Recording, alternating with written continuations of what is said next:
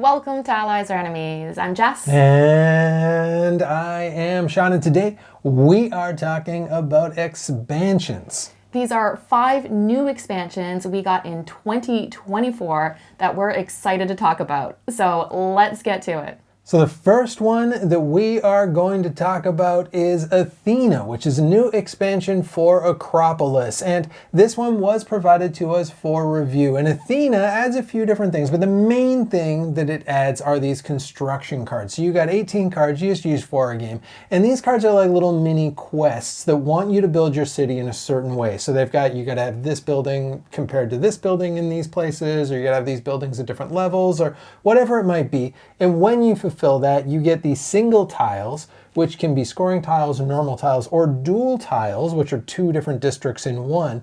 And then you can place that out. And so that adds a little bit of comboing, and it helps you kind of build up faster. Yeah, those single tiles definitely help build up faster. And that's something we've struggled with a bit, because one of the main things for Akropolis is you are trying to build vertically, because you're going to get a lot of points that way.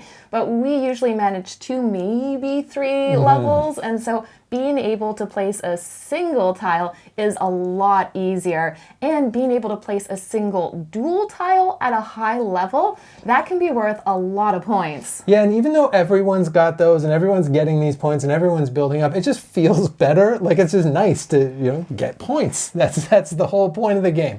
And so it is really nice to have those, but it also helps you fill those gaps. And I think the most interesting thing is it kind of drives you in a certain way, because I always found with Akropolis, it's a nice light tile placing game, but it can feel like, you're just kind of putting tiles out. But this gives you a little bit more focus and makes that a little bit more interesting. And then just that feeling of like a combo-y turn, even though you're only putting 2 tiles, still, it feels like you're doing that little something extra. And it is nice if you ever get stuck, if you're just really hoping to have maybe like a purple one just here or 1 tile to be able to connect your blues, because you can see which of all of those single tiles are available. So if there's one that you particularly want, you just try and do that goal first to be able to get first dibs for that tile. Yeah, absolutely. And I would say with this one, if you really didn't like Akropolis, it's probably not going to change your mind. But if your problem with Akropolis was it just felt a bit too light or a bit too unfocused, I do think this helps solve that problem a pretty good chunk, and it is nice to be able to build a little bit taller. So this is one I think we will play with basically every game. Yeah, I agree. I would want this included every game, and that is Athena, the expansion for Akropolis. Next up is Forest Shuffle's Woodland Edge expansion, and this adds 36 cards. It adds 12 top-bottom cards, 12 side-to-side cards, and 12 shrub cards. And those shrub cards are a new type of card where they act like a tree, because you can still have like things go around it, but it doesn't like count as scoring for trees, or it doesn't make you also put a card in the clearing. Yeah, and I think that card in the clearing is probably a pretty big difference. Like, I think that's something that you don't think about that much, how much that pushes the game forward. Every single time you place a tree, you have to pay for the tree and add a card to the clearing, which obviously clears out the deck a little bit faster. But it is nice with these because even though they lose out on that scoring, they do have like an all-the-time power that they add, and that helps you go in different directions. The other thing this does, obviously, is just add more cards, but that does a few different things. First, the cards that it adds helps kind of beef up a few of the things that were a little bit lacking. So the plants get a little bit stronger, the butterflies, the squeakers, which you whooped me with last game, because there's a couple of wild boars that scored double or it's times the number of squeakers. Yeah, the wild boars now score for each squeaker instead of just having at least 1 squeaker, and so that can be really strong. But I think one of the biggest things, like you said, is that you're having more cards, so you do have to just take out more cards from the game. And what we found that meant is before we were playing cards with almost an expectation of being able to see certain cards. Even though some are removed in a 2-player game anyway, we still knew the odds. Whereas now, with having even more removed, it makes it a little bit more uncertain of like, hey, I'm beefing up all my deer, really hoping I get something that will score for deer. But if that doesn't come up now, I might be a bit hooped. Yeah, absolutely. And I think that's something probably in the 2-player game you're going to see a bit more, because at 2 players you're going to see 50% half-ish of the cards. With 4 players, it probably wouldn't be as much of a problem because you couldn't count on getting that like salamander scoring cards if you're getting all of those lizards or whatever it is you're gunning for. But it is nice now that because we play this like too much, so we've memorized a lot of those cards, that we really don't know what's going to come out, and it's a bit more reactive, which I like a little bit more. So I think this is also one that we're just going to mix in, and we're probably going to go find the other expansion too, because we missed there's 2 that came out last year, and we only picked this one up. We haven't played the other one yet. Yeah, I think that will be really interesting because, again, you're just removing even more cards, so you totally have to be reactive to the cards that are available. And it's interesting just having new cards and new types of powers, because we didn't even mention the ones in this one that interact more with the cave. Yeah, that help you take things out of the row and then add those to the cave, which again kind of messes a bit with the game length. The one thing I will say though is there's a bit more setup because you're gonna have to separate the cards and take out so many from here and so many from here and all that stuff. That is a little bit of a pain, so you got to decide how much of a pain that is for you compared to how much stuff's being added here. It's definitely worth it for me.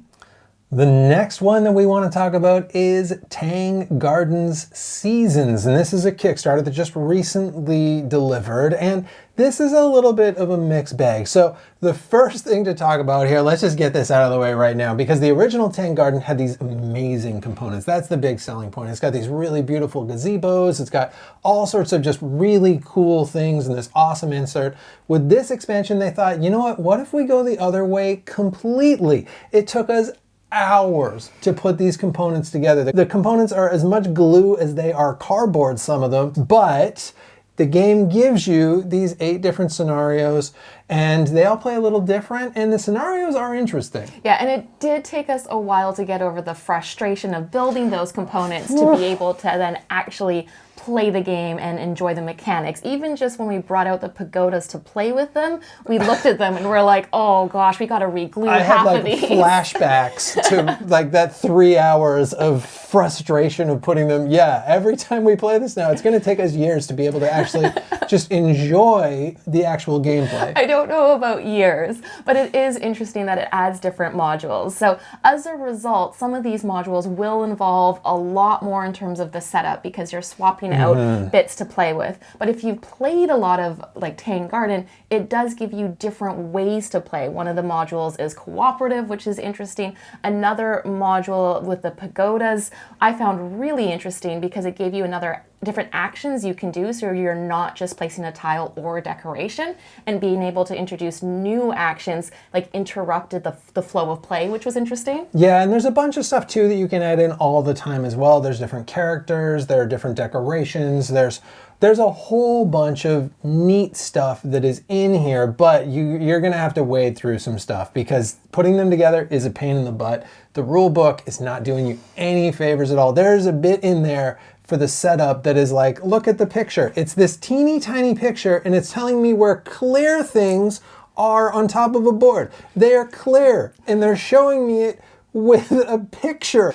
So yeah, there's just a bunch of stuff in here that's like, they're unnecessary own goals in a game that actually mechanically works really well. Yeah, I preferred playing with the new mechanisms. I think that's because we've played it a lot as a base game, so it did feel fresher, it did feel different, and some of those things that you can introduce like all the time, like for the decorations, being able to have decorations that count as 2 different types, I think those are great additions. Yeah, it's one that maybe I would look for like a second edition of and see if they fix, because I know they're aware of these issues, so see if those issues get fixed perhaps in a second edition or a secondhand copy where someone's already built the stuff. Someone's already done the yeah, that's a good point as well. But I've got a feeling with some of those components, just knowing that it's going to be a bit of a pain in the butt out of the gate, and knowing that the rulebook's going to get in your way a little bit sometimes, is going to take a little bit of that edge off. And if you can get through to the actual like meat and potatoes of the game, there is a lot there to enjoy. The next expansion is Radlands Cult of Chrome, which was provided to us for review.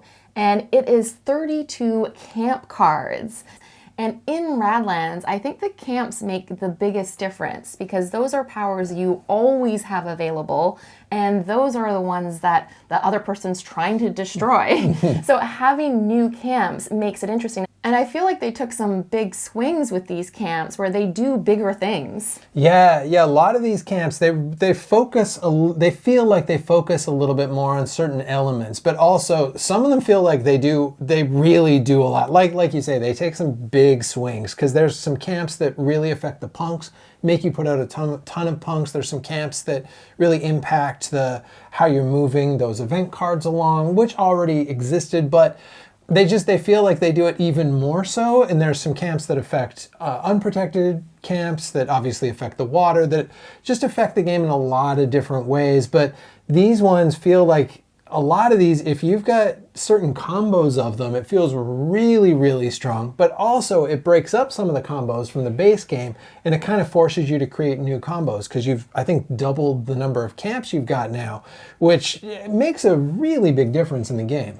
Yeah, and it was difficult to choose which camps to use, because you have to pick half of the ones you're dealt, and they all seem really interesting. I had one that was a fortress where it sat like one higher, so it was going to be more easily destroyed, but it meant I could put a person behind there, which was really interesting. Another time I had a camp that had a different power for when it was damaged and when it wasn't, so I sometimes wanted it to be the damaged camp, and so each of them feel more different than the previous ones. Yeah, this is one, though, even you can probably tell just from us talking about it, that is going to give a lot more to people who played a lot of Radlands. So it's really going to have a much bigger impact for folks who know the cards, or who have kind of some set paths that they like to go down, that break those up a little bit and throw just a lot of wrenches into the works. But if you're new to Radlands, I don't think you'd notice. This is kind of one to pick up a ways down the line. But also the card quality in this one, I think, is worth talking about. And I don't know if it's just because we got the retail, not like the fancy one, but these cards are so nice. At first I thought, oh, they're not linen, what's even the point? And then I felt them more. These are just really solid, like, nice cards, and the art on them still, just like in the base game, the art is such a selling point. Yeah, the artwork is amazing, and even though this isn't officially Mad Max, it does a really good job of capturing a Mad Max post-apocalyptic type world, and this is the Cult of Chrome. The last one we're talking about is Gaia Project: The Lost Fleet. And Gaia Project is one of my all-time favorite games, so I was excited when this came out. It's 7 years since the original game, so it took them a little while, but that makes sense because there's a lot in this game, and this team has been working on all of those different versions, right? Because there's Terra Mystica with all of its stuff, there's Age of Innovation, there's Terra Nova. Gaia Project still is my favorite of the bunch, and that's largely because it plays well for 2 players. But what this one adds to the mix is, first of all, it's got a few more factions. It's got 4 more factions in 2 different colors, and they are a very pleasing pink and blue. They're kind of like the Miami Heat alternate jerseys. I love those colors. There is also these different ships that you can now visit and go to. There are different tiles that go around and build out your galaxy. There's little 1s that go into the middle. There's 3s that go around the outside of it. And there are a few different actions, and it changes it in a bunch of different ways. Yeah, it also adds 2 new types of planets, and those cost the same for everybody to go on to. One of them costs 3 terraforming steps, and the other one you have to pay a Gaia transformer, and so anybody can go to those planets. But what that means is the 2 new factions don't really have a home planet. Instead, they focus on terraforming, but they do it in different ways. Yeah, and that is really interesting because they're kind of like, they're a little bit easier to terraform with. One of them only is 1 step for every single planet. One of them is 2 steps, but it's got like a free action that lets you do a free terraform. The other 2 have kind of a variable terraforming system, but they're a little bit lower terraforming, but they don't have any home planets. So they don't have anywhere that they can go to kind of for free like all of the other factions. Also, they all just start with one of the little mines. Mines, with one of the mines out, which both makes it a little bit harder to stretch out, and the 2-player game means that you don't run into each other quite as fast. Yeah, and starting far apart does make it trickier because then you always have to pay the more expensive cost for like the level 2 buildings. But it is interesting also having those ships you can go to. So you can be able to go to a ship and send these great little like shuttles over. And once you get there, then you have access to these like anytime actions.